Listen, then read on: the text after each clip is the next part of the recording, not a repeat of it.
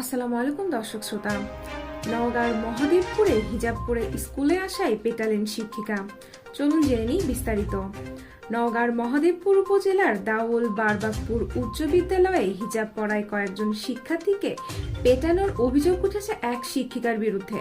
এতে ক্ষুব্ধ হয়ে এই বিদ্যালয়ে হামলা চালিয়েছে স্থানীয়রা। শিক্ষার্থীদের অভিযোগ, গতকাল বুধবার দুপুরের দিকে স্কুলে হিজাব পরে যাওয়ার কারণে লাঠি দিয়ে পিটুনি শুরু করে ওই বিদ্যালয়ের সহকারী প্রধান শিক্ষিকা আমোদিনী পাল। এ সময় ওই শিক্ষিকা বলেন, স্কুল ড্রেস না পরে আসলে বিদ্যালয়ে ঢুকতে দেওয়া হবে না। এরপরই বাড়িতে চলে যায় অষ্টম, নবম ও দশম শ্রেণীতে পড়ুয়া প্রায় 18 জন শিক্ষার্থী। ঘটনা জানাজানি হলে উত্তেজনা ছড়িয়ে পড়ে চারিদিকে। এক পর্যায়ে স্থানীয়রা ক্ষুব্ধ হয়ে আজ বৃহস্পতিবার বিকেলের দিকে ওই বিদ্যালয়ে হামলা চালিয়ে চেয়ার টেবিল ভাঙচুর করে।